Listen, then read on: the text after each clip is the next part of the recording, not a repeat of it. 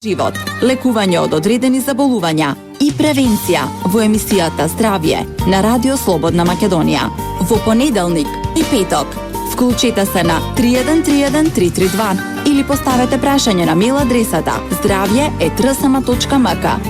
Не пропуштајте. Контактна емисија Здравје на Радио Слободна Македонија. Добро утро, почитувани слушатели, јас сум Александар Динев, а вие слушате емисијата Здравје на Радио Слободна Македонија. Во денешното издание на Здравје, мој соговорник, односно гостин во студиото е професор доктор Елизабета Зисовска, директор на Агенцијата за квалитет и акредитација на здравствените установи во Република Македонија. Професор Зисовска, добро утро и ви благодарам што повторно сте дел од Здравје. Чинам пред една година исто така бевте гостин во оваа емисија кога се запознавме со работата на агенцијата, новоформирана агенција при владата на Република Македонија за следење на квалитетот, би рекол, во јавните здравствени установи. Еве после една година, што сработивте на терен? Значи, докаде е постапката за акредитација на болниците? Ги исполнуваат ли тие меѓународни стандарди нашите болници? Добро утро на сите и благодарам за повторната покана да учествувам. Емисијата Здравје е точно место каде што треба да зборуваме за здравјето на сите пациенти, не за конкретна област. Така да по една година, од прилика една година од моето претходно учество, ние тогаш бевме туку што формирана агенција, а сега сме млада агенција затоа што има неполни 2 години како е формирана. И кога човек ќе го доби ова прашање да каже што сработивте минатата година, во главата тогаш се прави ретроспектива дека навистина е многу направено, и ако секој ден сите вработени си ја одат својата агенда. Меѓутоа сега кога ќе се вратам од минатото мое гостување до сега што е сработено, направено е многу. Меѓутоа, подобрувањето на квалитетот на здравието, подобрувањето на стандардите и условите бара уште многу и многу повеќе. Во тек на оваа година, едната реченица дека работевме на терен со тимовите кои го следат квалитетот во болниците е една реченица која всушност значи многу, затоа што тоа значи работа со 56 тимови во јавните здравствени установи и уште 5 тимови во приватните болници. Тоа работење не е еднократно, бидејќи во овој период ние направивме 4 обуки за тие тимови кои работат на подобрување на здравствената заштита во матичната установа, ги обучувавме нив, потоа изработивме 2 прирачници, еден прирачник за тимовите, кои што треба да ги спремат болниците и кои што им треба инструкции, бидејќи поимот акредитација беше прилично нов во нашата држава. И се уште е нов. И се уште е нов. За среќа имаше претходно некои чекори кои ги имаше направено Министерството за здравство и владата, затоа што уште сектор имаше. Тоа беше сектор, меѓутоа во законот за здравствена заштита уште 2012 година беа ставени членови кои што регулираа работата на агенцијата и акредитацијата. Тоа значи дека тоа беше прво запознавање, меѓутоа агенцијата почна да работи во јули 2014 година. Почна да работи со 3 вработени, директор и 2 вработени.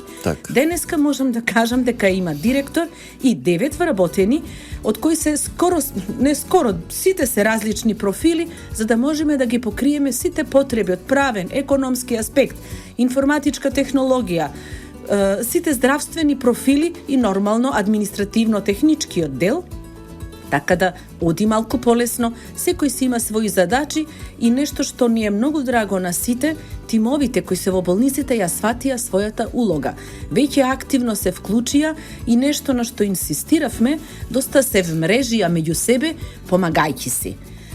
Овде морам да... Што насочувате, еве, конкретно, македонските болници ги слушаат ли, веднаш ли ги имплементираат оние препораки, оние сугестии кои ќе им ги дадете да треба нешто да променат за да всушност бидат акредитирани? Имате ли соработка со болниците? Во принцип, да. Најважно е што не се противат заради тоа што аргументите се секогаш на страна на стандардите за подобрување на здравјето. Никој нема контрааргумент дека тоа не треба, бидејќи тоа се стандарди кои можат нашите болници да ги имплементираат. Малку ние оставаме простор, затоа што ако набиеме една пребрза динамика, тогаш може да биде контрапродуктивно да се направи отпор, заради тоа што имаат и многу своји обврски службени во врска со здравствената заштита на пациентите. Значи, овој процес треба полека да се имплементира, а бенефитите да ги осетат граѓаните и вработените. Во тој правец се и тие анкети за задоволство и на вработени и на пациенти. Например, во последната анкета има минимално подобрување од задоволството пред се и на односот на здравствените работници и на квалитетот на здравствените услуги, на оние работи кои што се, значи, ние не навлегуваме во стручната работа. Тој дел си е многу убаво регулиран од Министерството за здравство со имплементација на клиничките упатства. Но ние имаме стандард кој бара да се почитуваат упатствата базирани на докази. Така, она клиничка патека. Да, клиничките патеки и клиничките упатства. Значи, работиме синергистички по различни патеки, а главната цел и на едната институција и на другата е подобрување на здравствената заштита во Република Македонија. И пациентот да биде позадоволен од услугата и од условите. Сигурно. Тука морам да напоменам дека овие реконструкции кои што се прават, тие во голема мерка ќе допринесат и за подобрување на имплементацијата на стандардите и автоматски со тоа подобрување на пружањето на здравствена заштита. Нас малку ни ја отежнува работата затоа што динамиката се успорува, затоа што стандардите се врзани со пишување процедури, со одвојување на она што е важно за безбедност на пациентите и она што е важно за техничките услови во болниците. Меѓутоа, подобро процесот да оди месец-два подоцна, а болницата да се реконструира, добија прекрасна опрема и таа опрема бара свое сместување, бара посебни услови. Така да ние сме задоволни од соработката со болниците и ви кажав, тимовите се посреќни и се поажурни во имплементацијата колку почесто доаѓаат. Значи, не се само обуките. Тимовите за следење на квалитет доаѓаат редовно во нашата агенција, во просториите на нашата агенција, за се она што не им е јасно. Тоа значи бар по 1-2 состаноци дневно имаме, од 56 болници по еднаш неделно да дојдат или еднаш на 2 недели, ние имаме веќе по неколку состаноци дневно и тоа функционира на тој начин што и тие имаат слобода да дојдат и ние да одиме на терен. Тимовите, значи секоја болница сама си делегира кој ќе си работи, за такви тимови зборуваме? Тимови за следење на квалитетот по закон се формирани уште 2012 година. И јас морам да кажам дека тоа е голем потек, што то со Законот за здравствена заштита задолжителна акредитацијата, задолжително беше формирање на тимови за следење на квалитет уште 2012 година, тоа го леснува процесот на работа на агенцијата. Тие тимови си ги формира болницата. Тој тим е главниот координирачки тим кој треба да води сметка за имплементација и на стандардите и за следење на индикаторите за здравствена заштита. Од тие тимови, бидејќи во минатата емисија зборував, да не се повторувам, дека има 6 поглавја, 3 се неклинички, 3 се во принцип клинички, кои се однесуваат на пациентот. Тој тим координативен си формира своји подкомисии за секој поглавје. Например, медицинскиот персонал, докторите и сестрите се најважни во имплементација на стандардите за пациентите и за здравствена заштита. Неклиничките стандарди ги бараат правниците, економистите, менаџерите, шефовите, тоа си го прави самата болница. Ние не навлегуваме во автономијата на болницата да се организира според своите можности и според капацитетот што го има.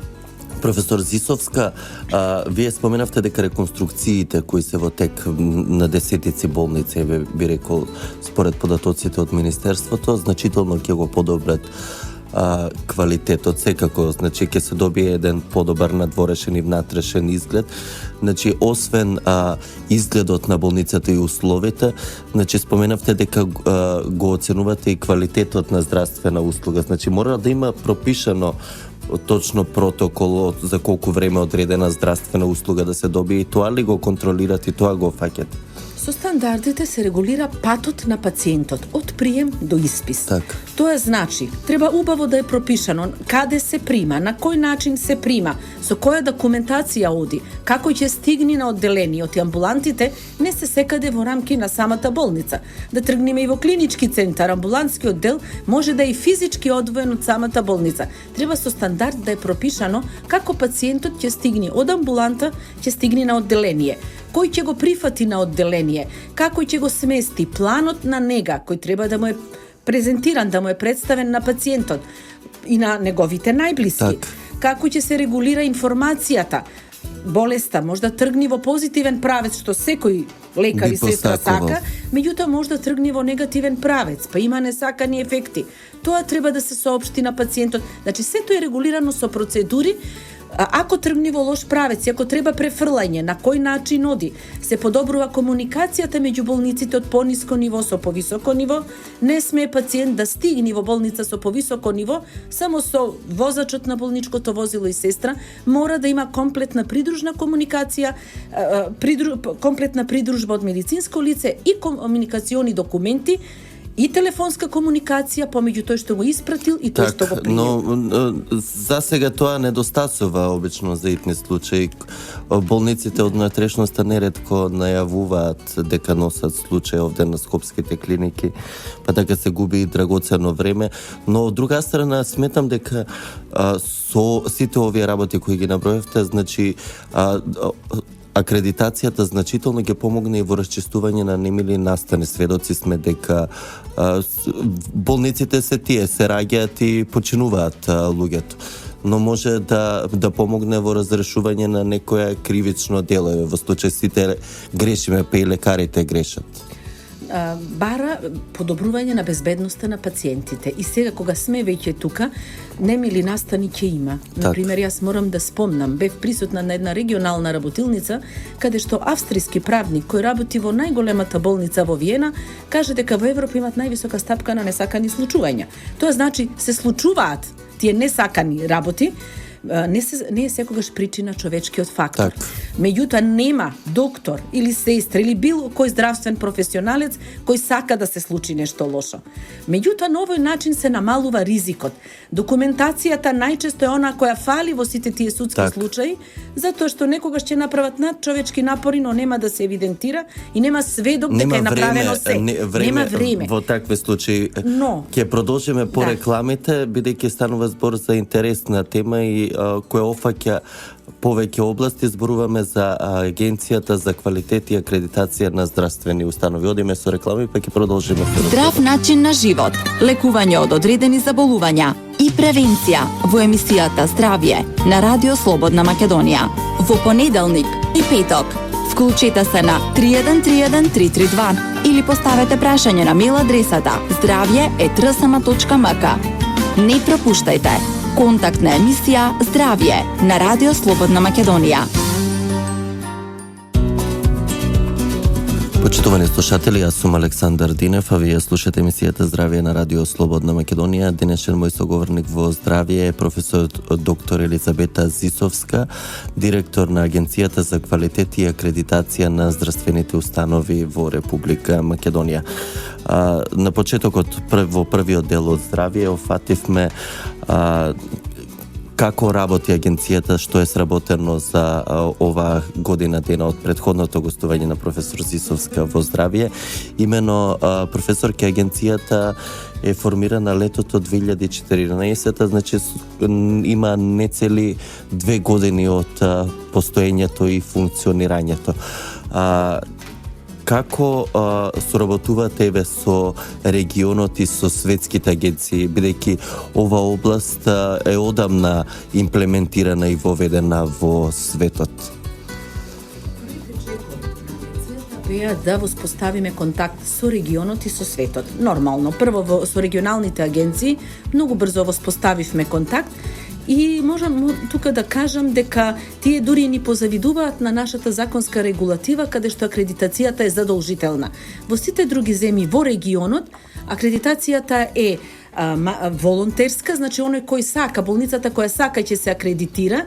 И тука се прави еден дисбаланс, една неравнотежа меѓу акредитираните болници и неакредитираните. Ние имавме таа среќа што во законот стои дека е задолжителна, што ни е отежна работата, и работиме паралелно со сите болници, меѓутоа со регионот имаме многу блиска комуникација и соработка и ние одржавме една регионална работилница во декември, каде што беа присутни директорите на сите регионални агенции, подпишавме меморандум за соработка. И тоа на полето на размена на кадри. Но не застанавме тука, бидејќи нас не водат меѓународните стандарди. Првиот контакт со меѓународна организација беше Канадската меѓународна агенција за акредитација, кој го испратија на таа регионална работилница нивниот извршен директор и директорката за квалитет во здравствена заштита, кои ни дадоа доста добри насоки и сметаат дека одиме во добар правец, на добар пат сме, имаме од нив. И неодамна имав контакт со една представничка која работи во JCI, тоа е пак Америчка агенција за акредитација. Но сите тие, како и нашата агенција, за која можам со задоволство да кажам, сме членки на Меѓународното здружение за квалитет во здравство, чие седиште во Даблин. Тоа беше за нас големо задоволство и постигнување да успееме да влеземе во тоа меѓународно здружение, кое што сепак значи многу, затоа што ние акредитираме болници, а агенциите ги акредитира исква. Так. Да. Значи вие ги оценувате болниците, но и некој ја оценува и ја гледа вашата работа, така? Да, и тоа е многу важно кога од таму ќе добиеме позитивен импулс дека сме на добар пат и дека треба така да продолжиме. И таа комуникација одржуваме многу редовно, ги добиваме нивните материјали и насоки, така да мојата желба е без разлика до кога ќе останам на чело на таа агенција и кој ќе ме наследи после тоа, еден ден агенцијата да биде акредитирана од ИСКВА. Впрочем, на тој начин македонската агенција ќе биде рамо до рамо со JCI и канадската агенција за акредитација, кои заедно со австралиската се водечки во светот. Така, па да се надеваме дека и други болници во Европа, па да речем и во Америка, во иднина, ќе ве викаат вас за оценување на квалитетот, односно македонската агенција. Тоа е врвно достигнување на секоја агенција. Така, ви посакувам успех и ви посакувам во иднина да ги реализирате зацртаните цели и ви благодарам за ова гостување, за споделените информации со слушателите на Здравје. Ви благодарам и вам за поканата, уште еднаш. Почитувани, тоа беше професор доктор Елизабета Зисовска од директор на Агенцијата за квалитет и акредитација на здравствени установи. Тука и крајот на денешното издание на емисијата Здравје во продукција на Трговско радиодифузно друштво Радио Слободна Македонија. Уредник и водител на емисијата Александар Динев. Техничка реализација Дине Вучков. Денеска сме понеделник 11 април 2016 година. Ви благодарам за вниманието со кое не следевте. Ви закажувам повторна средба со Здравје во петок во 9 часот и 5 минути. Од мене до слушање и пријатен работен ден. Здрав начин на живот, лекување од одредени заболувања и превенција во емисијата Здравје на Радио Слободна Македонија. Во понеделник и петок. Вклучете се на 3131 332 или поставете прашање на мејл адресата zdravje@rsma.mk. Не пропуштајте контактна емисија Здравје на Радио Слободна Македонија.